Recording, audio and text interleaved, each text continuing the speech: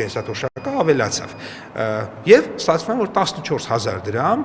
որքան գիտեմ 600 եւ ավել հազար թոշակառու նպաստառու ունենք։ Այդքան մարդու կենսաթոշակը միայն այդտեղից ավելացավ։ 14000 դրամը իհարկե քիչ գումար չէ, բայց առանձին մարդու հետ համար վերցված միգուցե նաև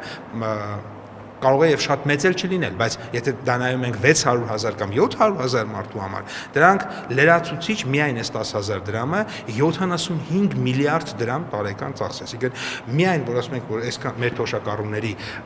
ուրեմն կենսաթոշակը ավել 600,000 մարդու կենսաթոշակը ավելացում ենք 10000 դրամ, դա մոտավորապես 75 միլիարդ դրամ լրացուցիչ ծախս է։ Իսկ 75 միլիարդ դրամ դա տնտեսությունը աշխատել է, այդ հնարավորությունը եղել է, այդքան հարկերը հավաքագրվել են։ Իհարկե այլ մեծ աշխատանքներ ու ծավալների գործեր էլ կա, որոնք որ մենք անում ենք, օրինակ առողջապահության ապահովագրություն եւ այլն, բայց սա շատ կարեւոր մեսեջ է, որ տնտեսական աճ եթե մենք ունենում ենք, դա նշանակում է, որ մի քանի ամիս անց ամենաուշը մարդու կյանքում փոփոխություն է լինելու, մարդու կենսաղում փոփոխություն է ունենալու։ Իսկ սա նախընտրական կաշառք չէ, ինչպես ընդունում են։ Չի կարող այդպես լինել։ Մենք իմ կարծիքով անգործության մատնված կլինեինք, որովհետև ես չեմ կարծում, որ կարելի է ինչ է թե այդպես չշահարկեն, մենք ասենք դե եկեք օրինակ կենսաթոշակները ավելացնենք ոչ թե ապրիլին, այլ օրինակ հուլիսին։ Այդպես կարելի է անել, բայց կներեք ապրիլ, մայիս, հունիս, այդ ամիսներին այդ մարդիկ կենսաթոշակը չավելանը, եթե կա հնարավորություն անպայման ավելացնելու ենք։ Բայց Փաշինյանը ասում է, որ 10000 դրամը որ տան, չգիտեն ինչ են ծախսելու, ինչ փոխվեց 3 ամիս առաջ, որ որոշեցիք, որ գիտեն այդ տեղը, որտեղ պետք է ծախսել։ Մեր ընդդիմությունը, այդ թվում նաև ընդդիմադիր լրատվամիջոցներ, իհարկե դա իրենց գործն է, շատ են սիրում վերցնեն առանձին մեր խոսքերից ինչ որ մի հատված, հատկապես վերջին օրերին դա ակտիվացել է, ապագայում ավելի է ակտիվացել, կտրեն մի հատ փոքրիկ հատված եւ սկսեն դրա շուրջ մեկնաբանություն կառուցել։ Ես ներկա եմ եղել ինչի մասին է խոսքը։ Խոսքը նրա մասին է, որ եղել թե ընդհանրապես փողի հետ վարվելու ծախսի հետ կապված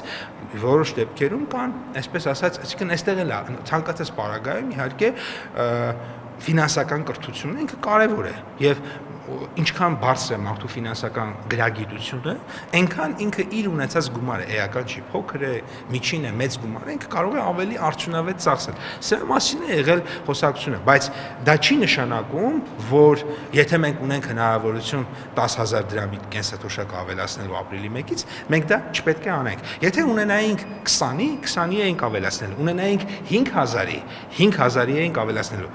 Այնպես որ եւ կներեք մի բան էլ էլի, այս ընթացքում կենսաթոշակները անընդհատ ավելացել են եւ 20 տարբեր տարիների ավելացնել, բայց այդ ժամանակ ընտրություններին, ասենք, չգիտեմ, 2-3 տարի կամ ավել տարի է եղել։ Այդպես չի, որ ընտրությունների հետ սա կապ ունի։ Սա կապ ունի շատ ուղիղ մեր տնտեսական ցուցանիշների հետ։ Այս տարի հունվարին մենք էլի բարձր տնտեսական ակտիվության ցուցանիշ ենք ունեցել 7.6%։ Եվ եթե նորից բարձր տնտեսական աճ ունենանք, տարվա վերջում նորից աշխատավարձեր, կենսաթոշակներ եւ այլ մենակ դա չէ, մա շատ փող ունենանք 300 դպրոց չենք վերանորոգի, 500-ը կվերանորոգենք։ Հնարավոր է պարգևավճարներից լրաժարվեք ընտրությունների նախաշեմին։ Այսպես ասած շատ պոպուլիստական հայեր են արվել։ Դա պարգևավճար չի, դա վարձատրության նոր համակարգ է եւ այդ վարձատրության նոր համակարգը ենթադրում է, որ նաեւ տնտեսական նոր իրավիճակը ենթադրում է, որ երկրում պետք է կենսամակարդակը բարձրանա, այդ թվում նաեւ եթե պետական համակարգում աշխատավարձերը ավելանում են, սովորաբար հետևից մասնավոր համակարգն է ավելացնում, որտեղ մասնավոր համակարգն է։ Նույնպես, այսինքն իրանք այս միմյանց հետևում են։ Հիմա օրինակ մասնավոր համակարգում շատ բարձր են աշխատավարձը պետականի համեմատ կադրերի արտահոս կա, բնականաբար եթե պետական համակարգում բարձրանա մասնավորը, որպեսզի նորից շարունակի լավ կադրերին տանել, ինքն էլ է իր կողմից բարձրացնելու, այնպես որ ես վարձատրության նոր համակարգը եւ առհասարակ աշխատավարձերի բարձրացումը ինձ համար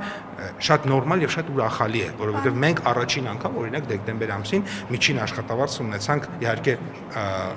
հարկերը մեջը 400,000-ը գերազանցեցինք, բայց իհարկե միջինը ավելի ցածր է տարեկան միջինը եւ դեկտեմբերը մի փոքր դեկտեմբեր պետք է դեկտեմբերի հետ համեմատենք, բայց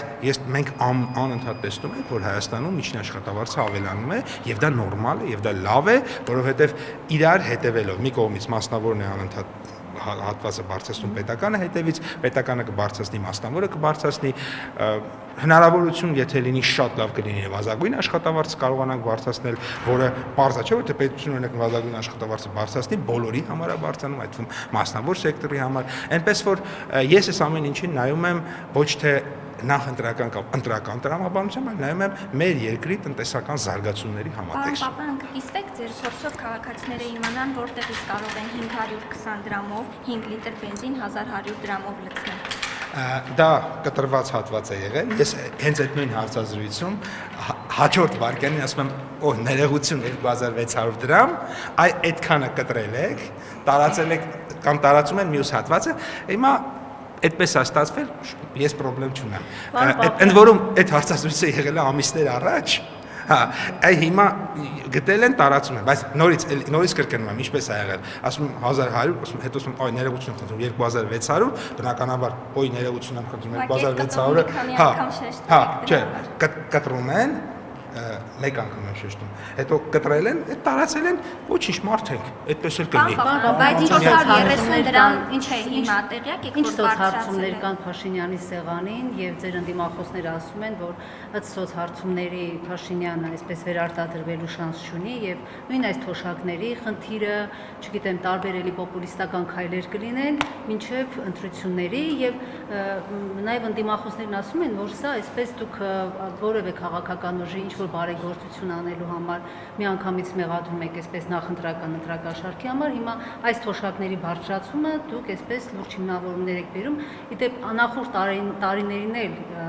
տնտեսության աճ եղել է, բայց կտրուկ աճ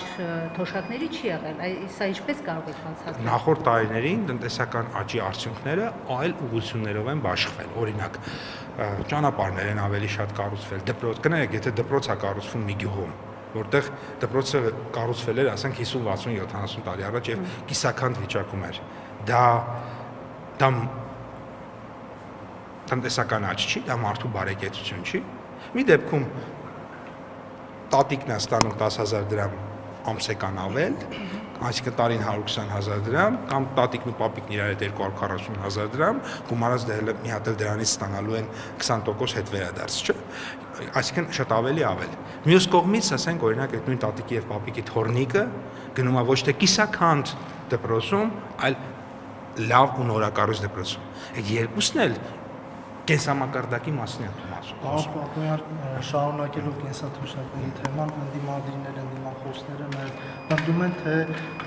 ճակերտավոր իրենք են մեղավոր այս թոշակների բարձրացման համար։ Ինչպես կմեկնաբանեք, մասնավորապես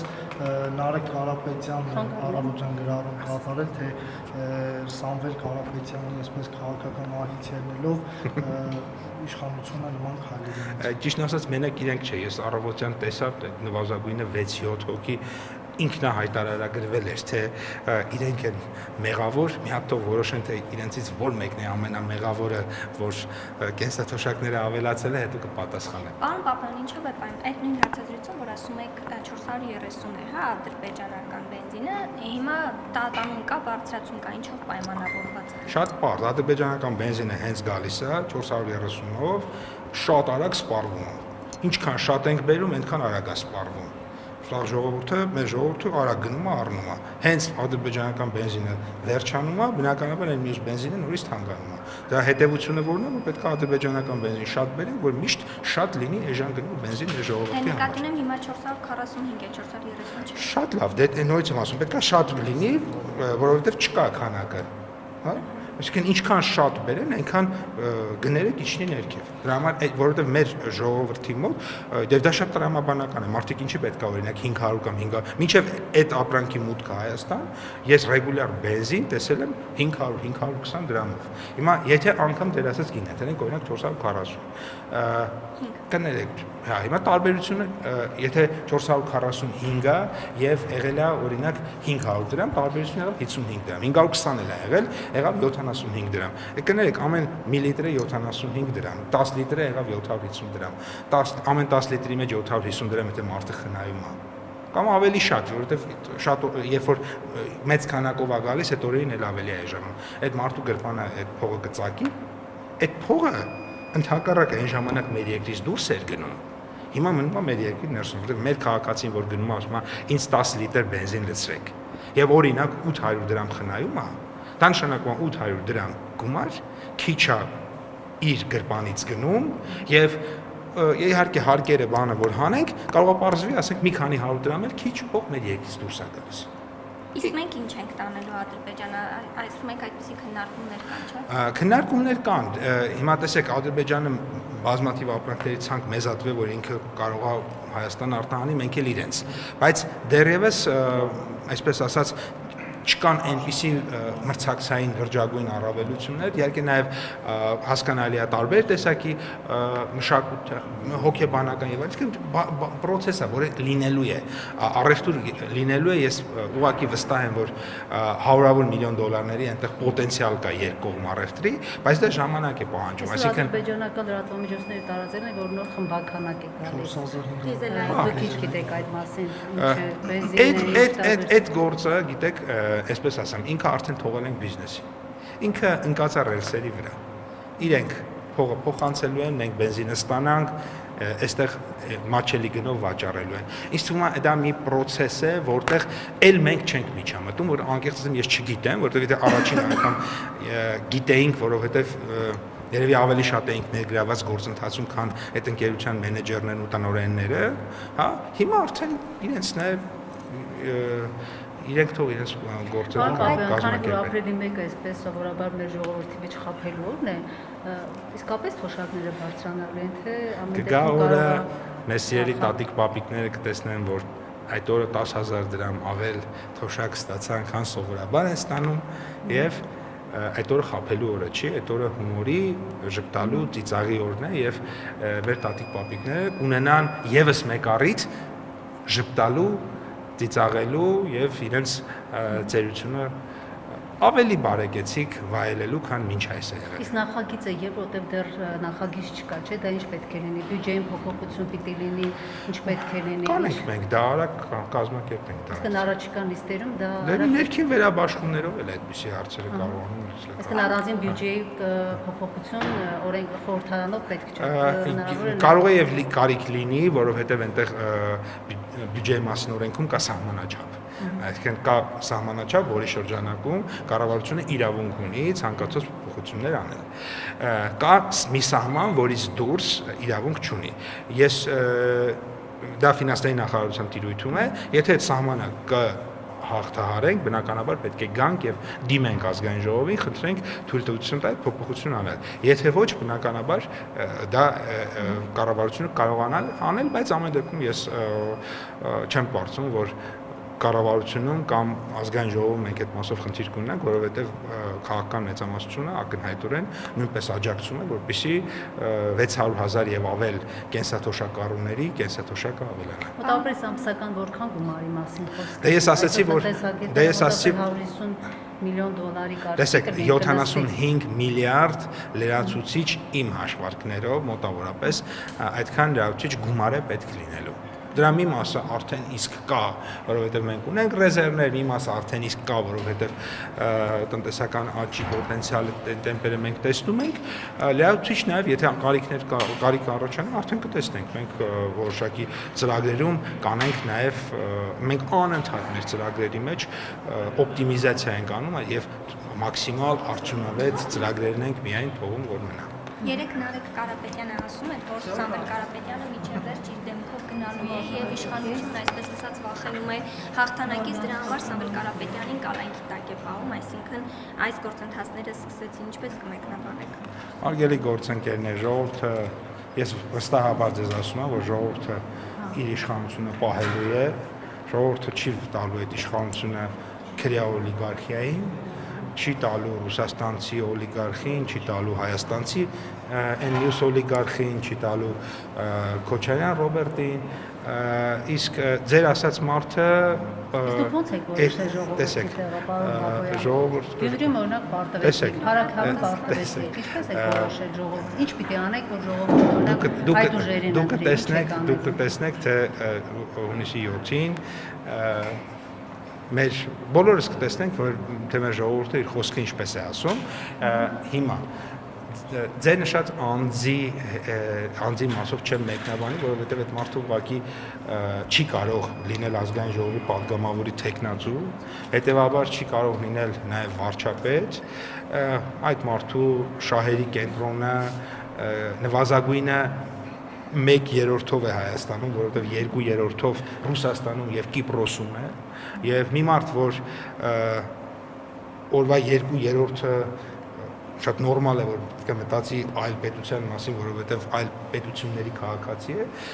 հենց այդպես է մեր օրենսդրությունը, մեր սահմանադրությունը, մեր օրենքները, ընդհանրապես աշխարհի օրենքների,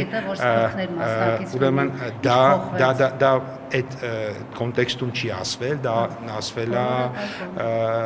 այն կոնտեքստում, որ որոշ նախարարներ կարող են օրինակ քննարկվել, բայց միջազգ ասեմ, որ դա քննարկվել է եւ որոշվել է, որ դա ոչ նպատակահարմար չի, շատ վաղուց, տարիներ առաջ։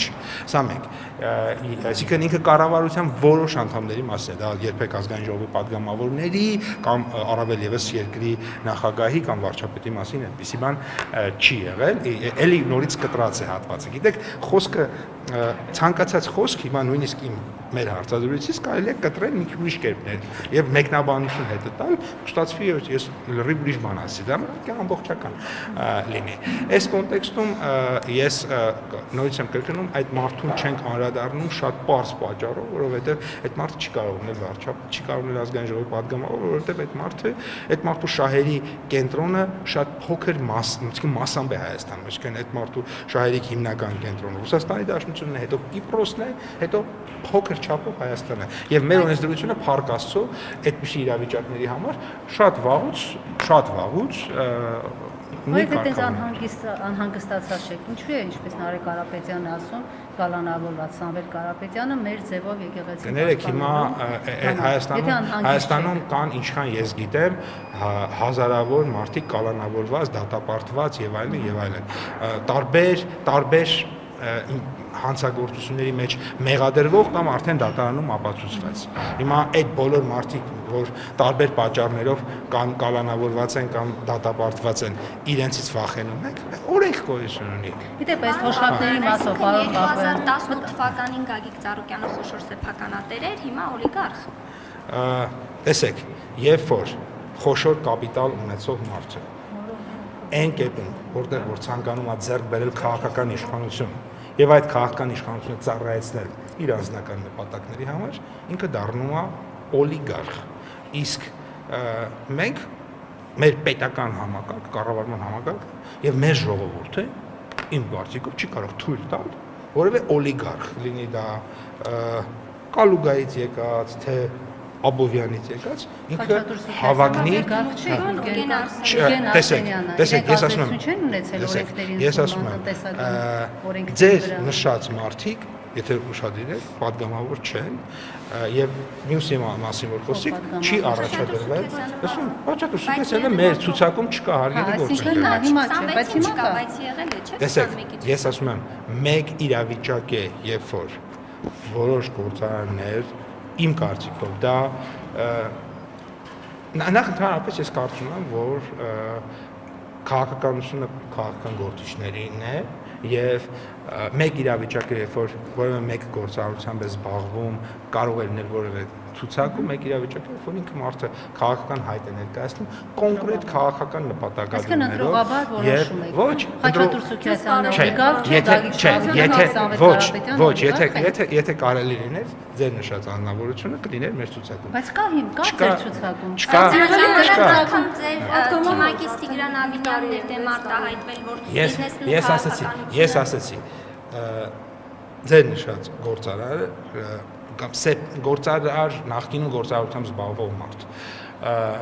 քաղաքացիական պայմանագիր կուսակցության 26 թվականի նախընտրական ցուցակում չի լինի։ Սա բավարար չի ձեզ մեր դիրքորոշումը հստակ ձևակերպելու համար։ Պապա, եթե վստահ եք, որ 50%-ից ավել տոկոսից ավել ձայն եք ստանալու, ինչու եք անհանգստանում, որ կարող է ընդդիմությունը միավորվել, թող միավորվեն։ Իսկ ով է ասել, որ անհանգստանում եք։ Ամենօրյա Դուք որոշեցիք, որ չենք տալու, ամենօրյա լայվեր եք անում։ Դուք որոշեցիք, որ մենք անհանգստանում ենք, մի հատ էլ անհանգստանալու հիման վրա հարցը շատ դառնալ հետևում եք մեզ, շատ ուրախ եմ, շատ հաճելի է։ Եվ պարոն Պապյան, ոստիկանապետերի Բայց ինչի՞ մինչև հարցին պատասխան չեղավ, դուք եթե Ո՞նց պատասխանեմ մի հարցի, որի պնդումը արդեն Ասում եք Գյումրի երկու թույլ չենք տա։ Այդպես է սահմանադրական մեծամասնություն, Երեք Ռուբինյանն էլ ասում։ Սահմանադրական մեծամասնություն ենք ունենալու։ Եթե ունենալու եք, ինչու եք մտահոգված Գյումրի երկուսով։ Ունեցեք, թող իրենք որպես ընդդիմություն։ Այսպես հակասում են ձեր հայտարարությունը, սահմանադրական մեծամասնություն եւ Գյումրի երկու։ Դե մեկի լինելը արդեն բացառում է մյուսը։ Պարոն Պապյան, ոստիկանապետերի այս տեղյակ ին ոլորտը չի տեղյակ։ Այսպես կան քննադատություններ, որ եթե Փաշինյան օրինակ եկեղեցիներ գնալու այս ամբողջ այս պաշտոնյաներին իր հետ չտանի, ավելի շատ այսպես հանցագործությունների կանխումով զբաղվեն եւ պատճառն այն է, որ կարծես թե այս վերջին լավ եկել է։ սպանություններն են Նեկա պատճառը։ բան է։ Չկա այդպիսի բան։ Ձեզ համար պարզ է այդ 3 պաշտոնյաների այսպես աշխատանքից ազատվելը։ Ինձ համար պարզ չի, որովհետև ես չեմ հետաքրքրվել։ Այսինքն դա ոստիկանապետի տեղակալի պաշտոնից ազատման հարցը, դա մի հարց է, որը ենթադրում է ոստիկանապետ, ներքին գործերի նախարար եւ երկրի վարչապետ միասին որոշում են։ Եթե ազատվել են այդ մարդիկ, ենթադրաբար երկրի բարձրագույն ղեկավարությունը, այս պարագայում վարչապետ, ներքին գործերի նախարար, ոստիկանապետ, ինչ որ բանից դժգոհություն են ունեցել եւ դա նորմալ է։ Ինչու ոչ, որովհետեւ եթե անկեղծ չեմ հետաքրքրվել, բ լիքը գործ ունեմ, ես իմ ոլորտի գործերով եմ զբաղված, իհարկե հասկանալի է, որ նաեւ քաղաքական իշխող կառավարող քաղաքական ուժի վարչության նախագահի տեղակալն եմ, բայց այդ հարցում չեմ հետաքրքրվել, որովհետև իմ Բայց ես չի անհանգստացնում այս սպանությունները, որոնք այդքան հաճախ են երկրում։ Եթե մեզ որևէ բան չանհանգստացներ, ենթադրում եմ ձեր ասած փոփոխությունները տեղի չունեն։ Ինչ որ մի բան մեզ անհանգստացրել է, չէ՞ որ կադրային փոփոխություններ եղել, որպեսզի նոր աչքով նայեն, ինչ որ միգուցե ինչ որ բաց կա, այդ բացերը լրանա, այսքանը սիրելի։ Եվ այդ քապանտրությունների հետ կապված ասում են, որ այսպես ներկուսակցական խժդուժություններ կան, որ ներսում այսպես լոբինգ է եղել, անգամ այստեղ падգամավորներ ավելի ցածր հորիզոնականներում են հայտնվել եւ այլն, այս 50-ի մեջ չեն եղել։ Այդպիսի խոսակցություններ կան։ Ես այդպիսի խոսակցություններ չեմ լսել, բայց կարող է մի գործընկեր, մեկը կամ մի քանիսը, ինչու ոչ, հիմա իր ակնկալածից պակաս ձայն ստանալ եւ հասկանալի պատճառներով կամ ոչ հասկանալի, միգուցե որոշակի դժգոհություն լինի կամ մի ընկեր էլ, ասենք, իր ակնկալածից ավել ստանա եւ դրական իմաստով անակնկալի կա։ Ձայներ եք ստանում, թե տարածքային կազմակերպություններում դերակատար եք, կապը շատ է, դա աշխատել է ձեր այսպես բարձր քվեարկության արդյունքների վրա։ Տեսեք, նորից չեմ ճիշտ չի, որպեսզի ես նման բաներ մեկնաբանեմ։ Ես փաստը նա է, որ մենք կանոններ ենք մշակել, քարոզարշավ չենք արել եւ այլն, այսինքն մեր պատվիրակները եկել են ընտրել են։ Ես դա ճիշտ չի, ես մեկնաբանեմ, թե ինչի են իմ ձայները ավել կամ պակաս եղել։ Դա ԿՊ-անց, ԿՊ կուսակցության անց Փաշինյանին չի ընտրել, դա վավեր քվեաթերթիկներով կաներ, վավերներ, սա ինչի մասին է խոսում, որ դժգոհություն կա։ Սա նրա մասին է խոսում, որ մեծ թիվ է 30, հարգելի գործընկերներ, դա նրա մասին է, որ Հայաստանում կառավարող քաղաքական ուժում բացարձակ ժողովրդավարություն է, բացարձակ ժողովրդավարություն։ Այ երբ որ դուք հունիսի 7-ին ձեր համար մի մասը կարող է ցանկալի, մի մասը ոչ ցանկալի արդյունքների տեսնեք, մի զարմացեք, որովհետև քաղաքացիական պայմանագիր կուսակցությունում երևույթներ են տեղի ունենում, որոնք որ Հայաստանում չեն եղել։ Դուք օրինակ, դուք հիմա զարմանում եք նման բաներից, բայց պետք չի զարմանալ, որովհետև հենց քաղաքացիական պայմանագրի կենսունակությունը հենց դրա մեջ է։ Հենց դրա մեջ է, որ մեր կուսակցականը կարա չհամաձայնվի նիստի ընթացքում երկրի ղեկավարի հետ ինչ որ հարցում։ Եվ դա լսում է, չէ, քննարկում ունենանք, վարչապետը իր մոտեցումը կարող է նաև քննարկման արդյունքում փոխել, այ հենց դա է ժողովրդավարությունը։ Դուք հիմա զարմանում եք այդպես նման բանից, բայց այդպես ու դա հենց մեր ուժեղ կողմերից մեկն է եւ մենք հաստատ դրանից չենք պատրաստվում Հայկ Սարգսյանը, պարոն Պապյան, որ ԿՊ հիմնադիր է, ասում է, ես այդպես էլ չհասկացա, թե ինչու ինձ, այսպես ասած, ցուցակ չմցրեցին։ Սա ժողովրդավարության փայլուն օրինակ է, որ ինքը կուսակցության, եթե դուք ՀՀԿ-ական եք եղել նախկին, ինքը Նիկոլ Փաշինյանի հետ, այսպես ասած, հիմնադիր անդամ է ԿՊ-ի եւ շատ վիրավորված կարծեմ իր խոսքերից դա է երևում։ Ինչու սա է ժողովրդավարություն, ասում ես միջև հիմա չհասկացա, թե դուք նույնիսկ այդ դա չեք ըմբռնել, որ մեր կուսակցությունը ինչքան հենց այդպեսին է մտքով ազատ, բաց, փոփոխության ենթարկվող, որովհետև այս վերջերս կամ բաներ կա, չէ, ասենք ընկել վարչապետի մի հայտարարություն 2014 թվականի վերցնում են ու եկել 26 թվականի իրար կողքեն դնում, տեսնում ես մոտեցումը մի փոքր փոխվել է։ Իրականում ողբերգություն կլիներ մեր պետության համար եւ ցանկացած քաղաքական գործի համար։ Եթե ինքը 12 տարվա ընթացքում մնար նույն կարծիքի, որովհետեւ 12 տարվա ընթացքում կյանքում ու աշխարհում այնքան բան ա փոխվել, որովհետեւ մարդը մեկ գիրք ավել կարդա, ինքը մի քիչ ուրիշ կերպ է մտածելու, քան մինչև այդ մեկ գիրք կարդալը։ Եվ եթե որևէ մեկը 12 տարի առաջ մտածում է ամեն ինչ այնպես ինչպես հիմա, դա այդքան էլ լավ բան չի խոսում այդ մարդու մասին, որովհետև դա նշանակում է, որ մենք աշխարհի փոփոխություններին չենք ենթարկվում, չենք հարմարվում։ Հարգելի գործընկեր, ես ասում եմ, անգամ մեկ գիրք կարդալուց հետո ես կարող եմ ունենալ ինչ որ հարցի մասին այլ կարծիք, եւ դա նորմալ է։ Հակառակն է ոչ նորմալ։ Պարոն Պապյան, խնդիրը գիտեք որն է, որ ենթադրաբար ինչ որ դժգոհ պաշտոնյաների ազատում են աշխատանքից տանում այլ պաշտոնների, դրա դժգոհությունը ինչու է արտահայտվում։ Ես չգիտեմ ինչ ենթադրություն ունեցիք, չհասկացա։ Խոստիկանապետերին տարել են խորհրդական։ Հիմա երեկվա ազատված պաշտոնյաները նշանակվել են Արփինե Սարգսյանի նախարարներ եւ օգնական։ Նախարարի խորհրդական ու օգնական նշանակվում են բացարձակապես նախարարի որոշումը, հարգելի գործընկերներ։ Ես հիմա նախարարի, ասում եմ, երևույթը այսպես ասում եմ, նախարարը ինքն է որոշում